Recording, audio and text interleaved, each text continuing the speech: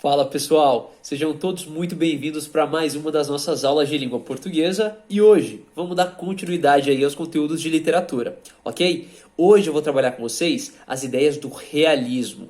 Então, o que foi essa escola literária, como movimento literário e artístico em toda a Europa, como influenciou, ok? E vou também puxar um gancho para as questões de que nós tratamos na aula passada, as questões do romantismo. E vou iniciar essa aula corrigindo o último exercício. Beleza? Vamos lá, ó. Tínhamos aqui então algumas alternativas que falava sobre a posição romântica, beleza? Então, ó, vamos dar uma olhadinha. De acordo com a posição romântica, é correto afirmar que: alternativa A natureza é expressiva no romantismo e decorativa no arcadismo. Tá certa essa alternativa? Tá certa, é isso mesmo. A natureza, ali para os Árcades, configurava um pano de fundo, sob o qual as ações se desdobravam, se desenrolavam. Então, por exemplo, o lema Árcade do locus amoenos, do ambiente bucólico, campestre, pastoril, enfim. Então, ali aquele ambiente harmônico, o locus amoenos, seria o lugar em que as ações iriam se desenvolver. Mas para o romantismo não. Para o romantismo, o ambiente, não é a natureza, ela vai expressar até mesmo aquilo que o eu lírico sente. Então, se ele está triste, melancólico, a natureza vai refletir isso em um aspecto sombrio, chuvoso, tempestuoso, enfim. Então, essa primeira alternativa está correta, ok? Vamos ler a segunda. Com a liberdade criadora implantada no romantismo, as regras fixas do classicismo caem, e o poema começa onde começa a inspiração e termina onde termina esta. Essa também está correta. Por quê? A partir do romantismo, as regras fixas da poesia que eram instauradas ali com o classicismo de Camões, elas perdem espaço, elas perdem lugar de atuação. E começa aqui o surgimento de versos brancos, versos livres dentro ali do poema. Ok? Mas é claro, ainda vai ter um grande respeito à métrica e um respeito às rimas. Essa liberdade formal de abdicar totalmente da rima e da métrica vai acontecer lá no modernismo, com poetas como Mário de Andrade, como Manuel Bandeira e por aí vai. Beleza? Mas a alternativa B também está correta. C. A visão do mundo romântica é centrada no sujeito, no eu do escritor. Daí a predominância da função emotiva na linguagem do romantismo. É isso também. A alternativa C também está correta. Por quê? Nós temos ali no romantismo uma realidade, uma linguagem mais subjetiva. O que importa, lembra como a gente falou? O que importa é a forma como o sujeito enxerga o mundo, e não como o mundo é objetivamente, como o mundo existe, nada disso. O que importa é como o sujeito descreve o mundo, tá? Então aí tem uma função emotiva, é claro, um maior sentimentalismo, uma maior emoção na linguagem, porque a importância maior é centrada no eu, beleza? Em quem escreve o poema. Portanto, a alternativa A, B e C estão corretas. E é justamente isso que sintetiza a D. Fala, todas as alternativas anteriores estão corretas. Portanto, ó, essa aí é a alternativa correta. Tudo bem? Alternativa D. Todas estão corretas. Fechou? Podemos partir aqui para a próxima alternativa? Para o próximo tópico, perdão? Hoje, então, vamos falar aí do realismo, dos aspectos gerais que permeiam a estética realista. Tranquilo?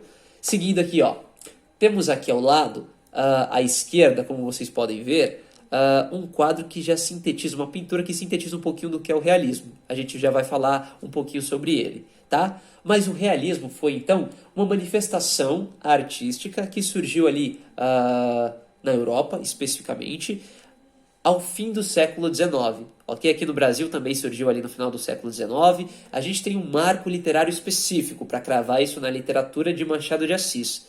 Pode-se dizer que Machado de Assis é o precursor aí do realismo no Brasil.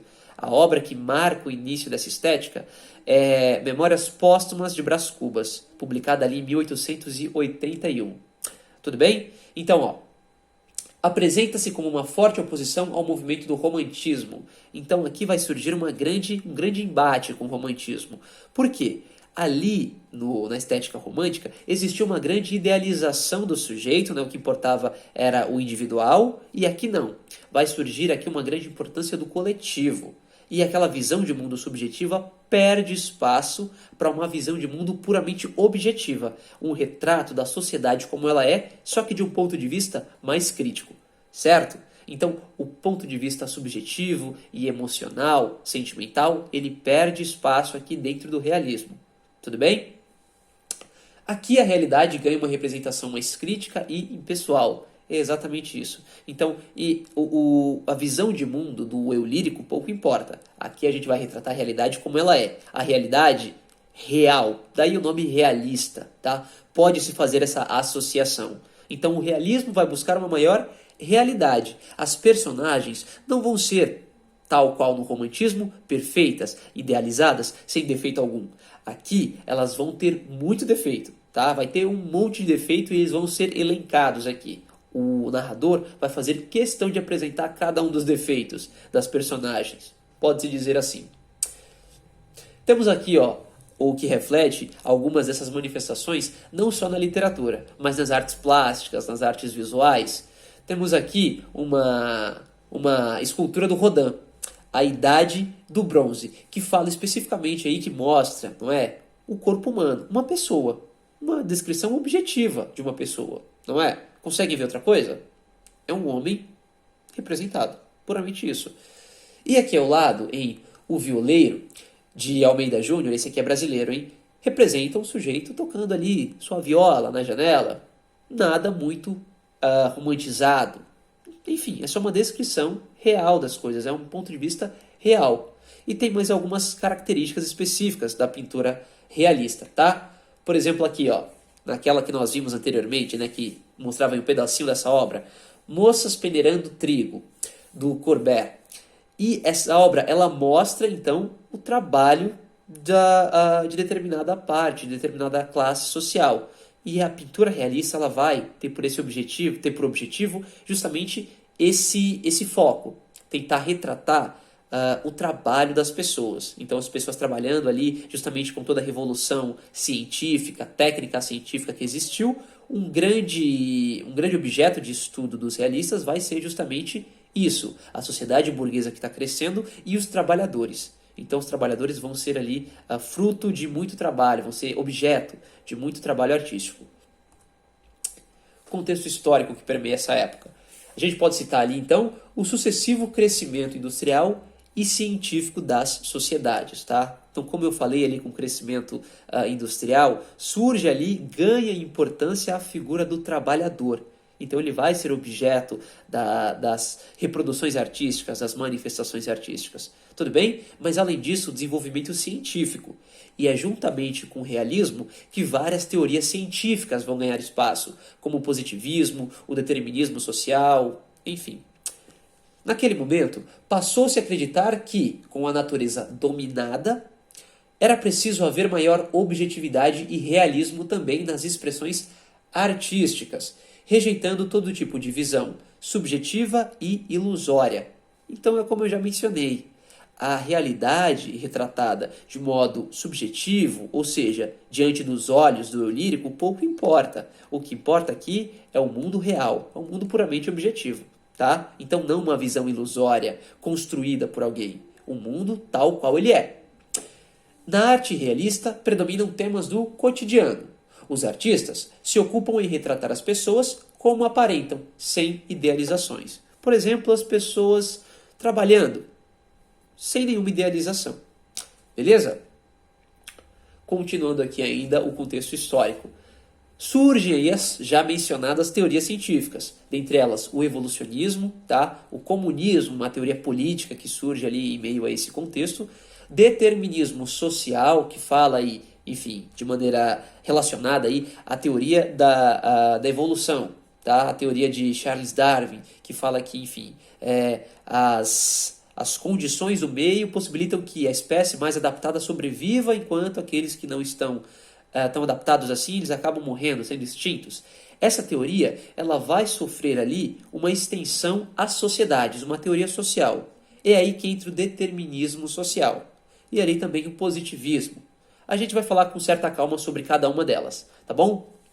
Além disso, a abolição da escravidão no Brasil ali em 88. Então, Isso vai influenciar também a literatura. O regime escravista vai ser fruto de muito trabalho. O Machado de Assis vai falar bastante sobre as teorias escravistas, vai falar sobre os escravos na sua literatura. Um famosíssimo conto do Machado, Pai contra Mãe, aborda justamente isso. Uma sociedade que é centrada ali dentro do meio escravista, em que o sistema econômico é baseado na escravidão, tá? Proclamação da República em 89 e o ideal republicano e a crise da monarquia, tá? Então aqui, ó, a aristocracia escravista começa a cair e começa a surgir também o capitalismo industrial. A burguesia que estava crescendo ali na época do romantismo, aqui ganha mais espaço ainda. Então esse capitalismo industrial conquista maior ascensão e a aristocracia escravista acaba por cair totalmente, tá? Então o realismo mostra de maneira muito detalhada essa transição política do sistema escravocrata, do sistema aristocrático para um sistema ali industrial capitalista, beleza? É a partir daqui, por exemplo, ó, mencionando importante, essa questão do trabalho assalariado. Então aqui começam a surgir esses conceitos, né? Com o fim da escravidão, surge ali um novo sistema econômico, que é o trabalho assalariado, tá bom? E as principais características do movimento. Aqui a gente tem o Caipira Picando Fumo, do Almeida Júnior. E nós vemos uma pessoa trabalhando, uma pessoa ali que, enfim, pode-se dizer que não está trabalhando mesmo, mas está ali picando fumo, não está sendo idealizado de maneira bela, exaltada como um herói, nada, normal. Então, ó, a linguagem é direta e objetiva da literatura realista. A narrativa, detalhada e descritiva. Você não vai dar detalhes aqui, o poeta, aliás, não vai dar detalhes daquilo que ele pensa, daquilo que ele acredita, da forma como ele vê o mundo, mas da forma como o mundo é. Ele vai dar detalhes sobre aquelas coisas, sobre aquele ambiente, sobre aquelas pessoas. Ambiente social e cenários urbanos. Aqui tem uma fuga total aos ideais árcades, lembram? Procurando ali o ambiente ameno, com locus amoenos, o ambiente mais harmônico, que seria o campo. Aqui não. O maior ambiente retratado vai ser o ambiente urbano, tá? Então as relações sociais das pessoas que se estruturam ali dentro da sociedade burguesa em meio à cidade. Temática social e cotidiana, falando um pouquinho sobre o cotidiano das pessoas mesmo, isso vai ser retratado, tá? A diferença aqui, com relação ao romantismo, é que os temas populares e folclóricos tinham espaço lá. Aqui não, vai ser mais essa temática cotidiana, sim? Críticas à realidade, à sociedade da época e aos valores burgueses. Então a burguesia que está crescendo aqui, com todo o seu jogo econômico, com todos os seus casamentos arranjados, todas essas empreitadas burguesas vão ser, de maneira muito crua, descritas e denunciadas na literatura do Machado. Tá? Então Machado de Assis vai falar muito sobre isso, sobre como os valores burgueses podem ser um pouco distorcidos, por assim dizer. Ele vai mostrar o quanto a sociedade burguesa é ignóbil, é atroz, é baixa. Oposição ao romantismo, como já mencionamos, análise psicológica das personagens e personagens sem idealização, tá? Então aqui temos aí um maior foco dentro da psique das personagens, tá? Então as personagens aqui são mais profundas, elas têm maior profundidade, elas não são tão caricatas quanto eram no romantismo, em que o herói era sempre o herói, era sempre perfeito, sem nenhum defeito. Aqui não. As personagens são comuns, sem idealização, mas são mais profundas. Às vezes elas são boas, às vezes elas são ruins. Então depende muito, tá? A gente não pode sintetizar, resumir uma personagem em algo tão caricato. Não no realismo. Análise dos sujeitos, não somente em suas individualidades, mas na coletividade. Aqui vai importar bastante a relação da sociedade burguesa, e não só do sujeito burguês, de um homem burguês específico. Lá no romantismo era assim. Como eu me enxergo ante o mundo é triste, melancólico, todo o meu sentimento importa. Aqui não. Importa como o sujeito burguês se vê em meio à coletividade, da burguesia como um todo. Beleza? Então a coletividade aqui importa e muito. Um paralelo aí entre os ideais românticos e os ideais realistas. A gente pode ver, dentro do romantismo, uma grande subjetividade, tá? Sentimentalismo, o fato de que o sujeito constrói o mundo ao seu redor. Aqui não. No realismo eu tenho uma objetividade. descrição do mundo tal e qual ele é. Descrição fria, objetiva. Sentimentalismo e emoções no romantismo e racionalidade em contrapartida lá no realismo, tá bom? Então, esse embate de valores aí que retomam aí de um período clássico, né, do racionalismo, do classicismo, por exemplo, que instaura maior racionalismo, com o qual o romantismo rompe, é buscado novamente aqui na estética realista, tá bom? Verdade individual para os românticos, verdade do sujeito, enquanto para os realistas, verdade universal, de toda a sociedade, de todo ali o coletivo, tá bom? Idealização feminina ali no romantismo, como nós tínhamos discutido, a questão do amor platônico, em que as relações entre o casal jamais se concretizam dentro do plano físico, mas simplesmente no plano das ideias. Seria um amor puramente platônico. No realismo, não. A mulher é apresentada com qualidades e defeitos, tá? E a relação entre o homem e a mulher, ela sim se concretiza aqui no plano físico. Tudo bem? Então, essa idealização feminina da mulher ser considerada um anjo, perfeita, isso é coisa do romantismo. No realismo, isso perde espaço. E a linguagem metafórica e poética do romantismo dá lugar à linguagem objetiva e direta, tá? Então, tenham isso em mente. O realismo é a forma é um modo de tratar a realidade como uma coisa real mesmo, não exaltada, não idealizada, tudo bem? Então a realidade não vai ser mascarada, ela vai ser apresentada tal e qual ela é. E quais são as origens do movimento? Pensando nisso, a gente pode citar aí o Madame Bovary, do Flaubert, que vai apresentar uma protagonista que é no mínimo curiosa, é muito interessante, tá? Então, o Madame Bovary marca aí o período inicial do realismo na Europa, pois busca retratar a vida em sociedade de modo objetivo e fiel, sem o idealismo dos românticos. Então, a protagonista, a Emma Bovary, ela é uma mulher que faz parte ali, que engloba a sociedade burguesa e que, cansada do tédio, da monotonia da sua vida, procura ali certa animação, certo refúgio no adultério, tá? E no fim das contas, enfim, a Emma acaba se suicidando ao fim da narrativa, mas não por isso, mas por problemas financeiros. Então, a sociedade aqui ela vai ter outros núcleos de importância, e não simplesmente o sentimento, como tinha para os românticos, tá? Então, aqui a Emma Bovary, ela não se suicida por amor, por exemplo. Ela se suicida por questões financeiras. É claro, evidenciando aí a sociedade burguesa, tá bom? E outra, a mulher aqui não é perfeita, ela não apresenta qualidades de um anjo, ela trai o próprio marido, ela é adúltera, tá? Mas isso aqui é muito problematizado nessa sociedade. E a Emma Bovary, fugindo a todas essas estéticas, todo esse padrão estético dessa época, ela se mostra muito à frente do seu tempo. Ok? Então a sociedade aqui é mais realista, ninguém é perfeito, ninguém é totalmente idealizado. As relações aqui, elas são simplesmente objetivas.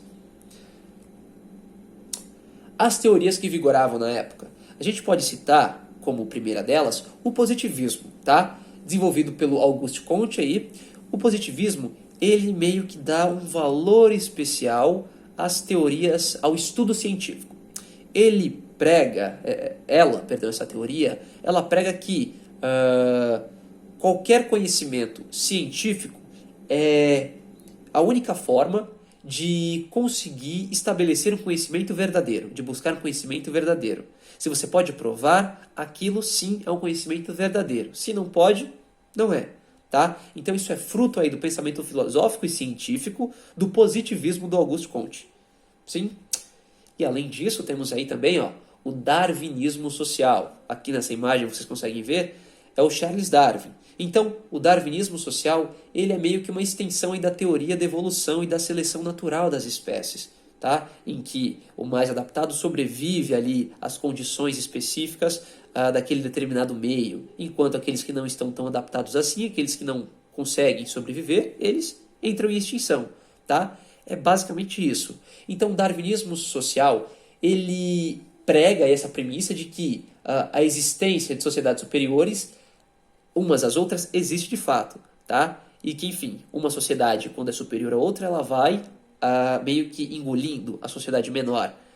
E essa teoria, perdão, ela pode ser considerada como uma teoria preconceituosa, racista, por assim dizer, por determinar que existe ali uma camada social que é superior à outra, que tem mais relevância do que a outra.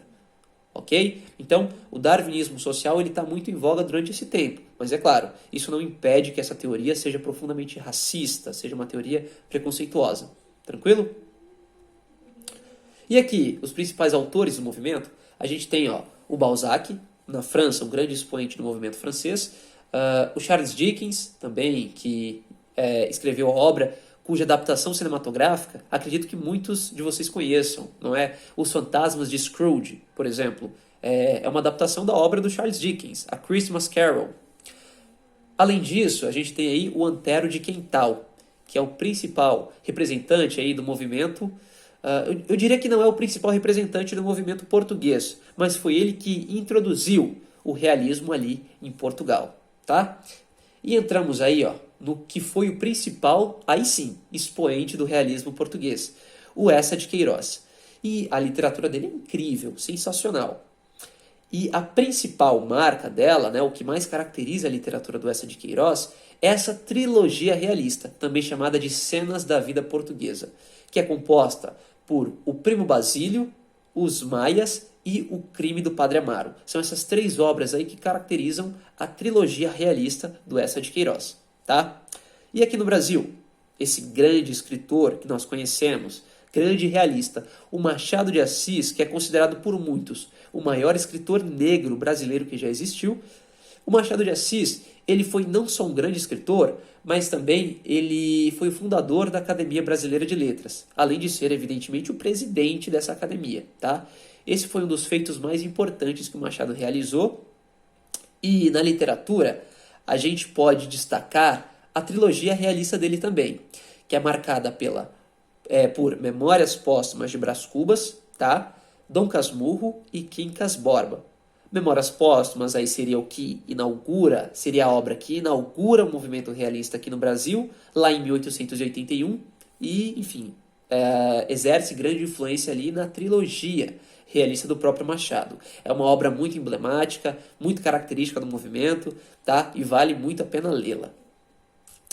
Passemos agora para o nosso exercício prático, tá? Vamos lá. Peguei hoje para vocês um exercício lá do Enem, de 2001, e ele diz o seguinte: no trecho abaixo, o narrador, ao descrever a personagem, critica sutilmente um outro estilo de época, o romantismo. Começa então a citação.